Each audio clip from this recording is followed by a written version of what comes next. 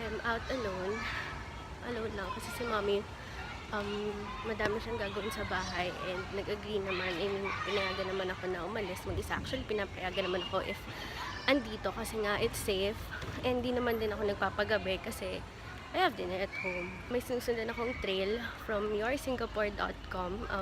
Ilalagay ko yung link sa description box. First destination is from dito sa Yishun hanggang Promenade.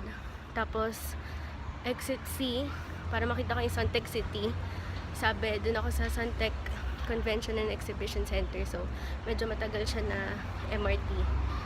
Medyo kinakabahan ako kasi although I've been out alone a lot of times, ngayon lang ako may sundan na trail and I'm really bad with directions. Kaya, ewan ko. Yung pinaka-post has no pictures at all. Parang sinasabi lang na, oh, ito, this is the sculpture, blah blah blah blah blah. Basta, anyway, hopefully talaga matapos ko siya. I have to accomplish 12 art or 12 sculptures. Kailangan makita ko siya lahat. So, siguro mga hapon ako matatapos. Pero okay lang, diba? Challenge ito for me since mag-isa. And wala mo pagtatanungan kasi syempre, alam naman magtanong ko, where is this, where is that, blah blah. Medyo niya ako. Another thing,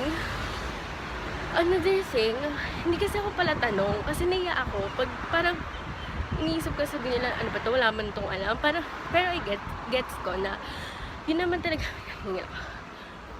gets ko na yun naman din talaga yung purpose kung bakit ka nagtatanong so that you'd be informed. Pero, ewan ko, nahiya lang ako. Nahiya ako eh. Kaya, I guess, I'll ask. Pero, syempre, gusto ko siya matapos na ako lang. So, ayun.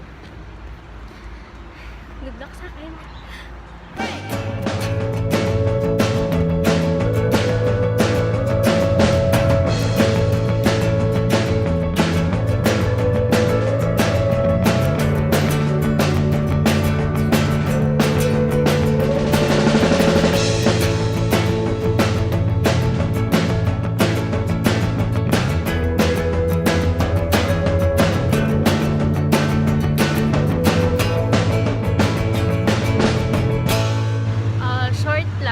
Nakita ko na kanina yung Giant Fountain of Wealth. Actually, dun nga yung exit ko kanina. Kasi yun yung turo sa exit C para makita mo yung Suntec City from Promenade Station.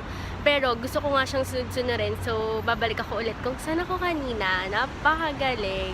At napakalayo at napakainit. Pero ginusto ko to. So, eto na.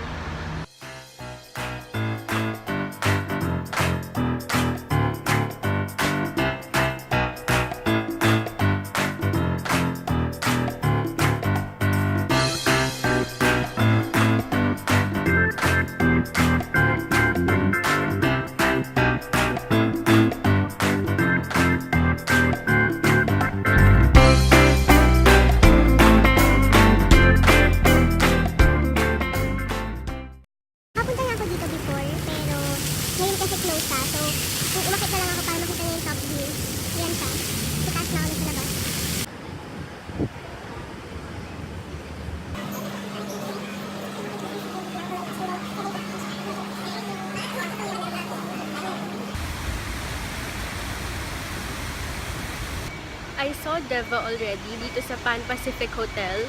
And ayun, medyo nakakahiya lang kasi maglakad and lapitan yung pinaka-sculpture kasi nandun siya sa may fountain.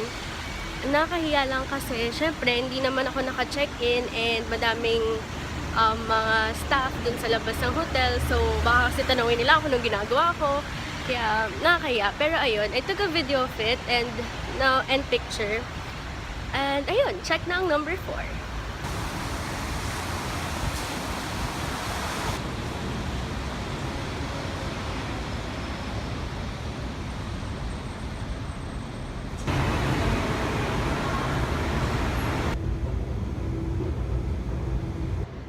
Suko na ako. Hindi ko na talaga siya tinuloy kasi sa sobrang usi ko ata, ayoko na nagsiskip ako ng susunod. Parang feeling ko kasi naka-arrange na siya. So ayoko naman mag-skip kasi hindi ko makita. So ayun, hindi ko na lang na siya tinuloy. I'm on my way to Botanic Garden. Doon ko na lang itutuloy yung adventure for today.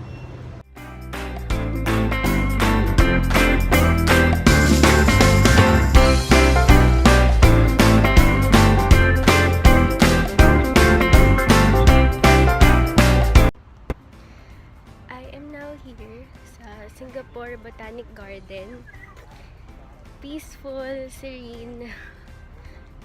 Dapat pupunta ako dito na isang buong araw lang. Kaso nga lang, naisip ko na after nun, sana, parang katulad nito, na hindi naman naging successful yung trip ko. Kaya dito na lang ako napadpad. Anting, contemplate. Ganon.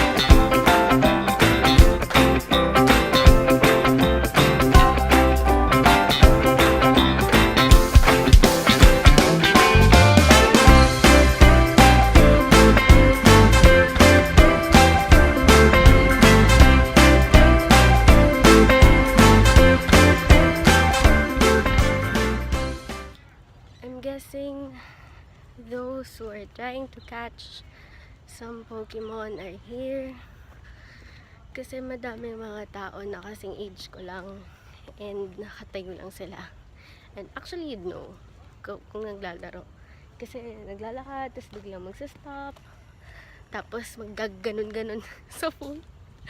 Oh my gosh, hindi ako naglalaro obviously, pero I did before nung uso pa yung Nintendo.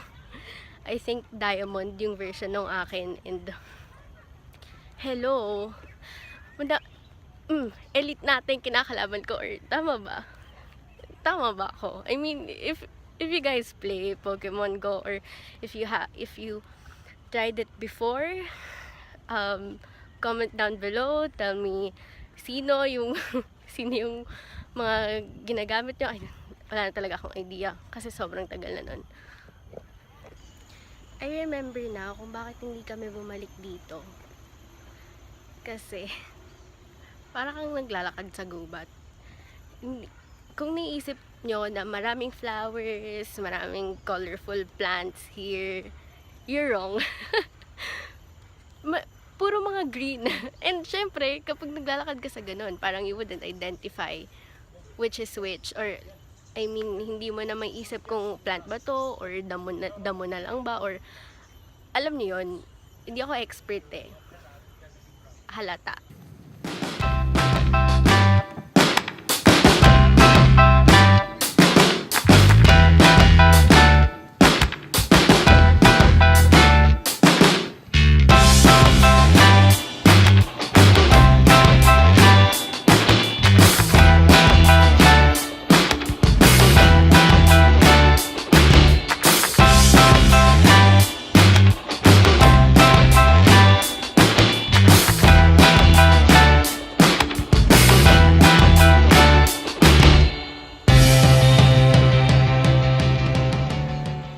If you guys are interested in knowing the different kinds of plants, families, their scientific names, this place is definitely for you. Sobrang pagod na ako from today, and hindi ko na din naman siya masyadong ma-vlog for you guys kasi nga sabi ko na hindi naman siya yung colorful place na madaming flowers of different types. It's not like that. I suggest dun kayo sa Gardens by the Bay. I haven't been there, so wala akong masyadong say. But it's definitely one of the tourist attractions na dapat pinupuntahan. Pero kasi may bayad. Yung iba, pwede nyong lakarin na pwede nyong lakarin freely. Yung iba talaga, like yung mga domes, may fee yun. The vlogging has to end kasi pagkakita ko kanina sa app, naka 10 minutes na ata. Wala pa to. Nung sa kanina lang. Kaya, yeah, I'm heading out. Definitely recommending this place. So, goodbye, and this vlog ends here. Bye!